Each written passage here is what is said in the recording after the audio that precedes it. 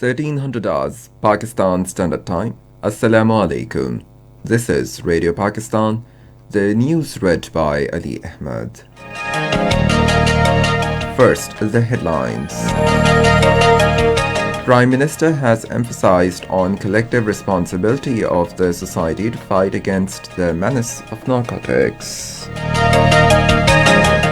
37 more people died of coronavirus in the country over the last 24 hours. Chief Election Commissioner says steps are being taken to make the electoral process transparent and impartial.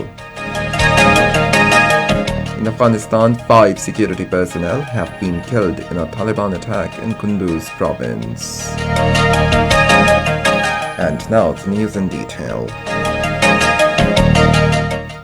Prime Minister Imran Khan has emphasized on collective responsibility of the society to fight against the menace of narcotics. He was addressing a ceremony at the Anti-Narcotics Force headquarters, Rawalpindi, after inaugurating new building here today.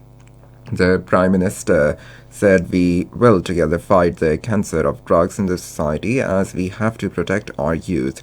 He said the strength of the anti-narcotics force will be enhanced and the supportive ministries will play their due role for the drug control. Expressing concern of the use of synthetic drug ice in educational institutions, he said there are 7 million drug addicts in Pakistan. Imran Khan said use of drugs is a silent killer and a drug addict in the family destroys the entire family. 37 more people died of coronavirus in the country over the last 24 hours. According to the latest statistics, 3,795 people were tested positive during the last 24 hours after conducting the tests of 39,076 people. The figure of the patients recovered from the virus has reached 356,542.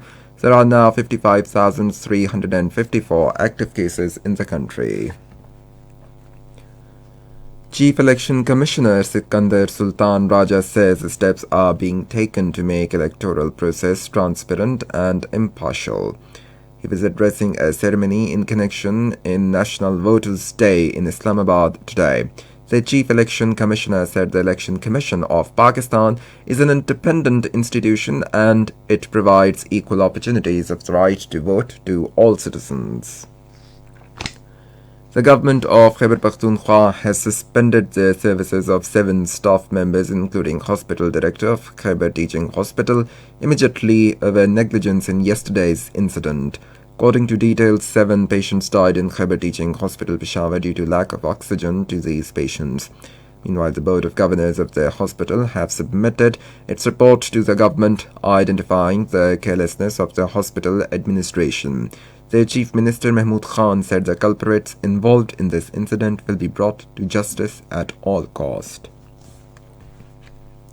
In Indian illegally occupied Jammu and Kashmir, Chairman Jammu and Kashmir Muslim Conference Shabbir Ahmed Dar has hailed courage and conviction of all Kashmiri prisoners, particularly women, who were in illegal custody of India for the past many years.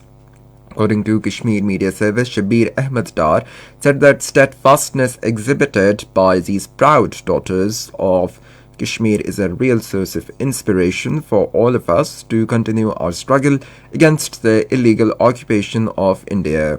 He said this imprisonment of our daughters constitutes a grave human rights violation and international community is duty-bound to take up the issue with India and ensure the release of prisoners of conscience. The first death anniversary of renowned religious scholar and Nathwa Junaid Jamshed is being observed today. He was born on 3rd of September 1964 in Karachi. Government of Pakistan also awarded him Tamgha Imtiaz. Junaid Jamshed died on this day in 2016, along with his wife and 45 others in a horrible crash of Pakistan International Airlines flight PK661 near Havelia. China's Foreign Minister Wang Yi says that it is up to the United States to make the correct decision on future relations.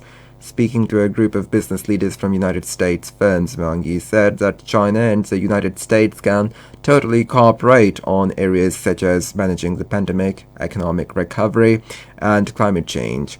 He expressed hope that United States policy on China could eventually return to objectivity and rationality.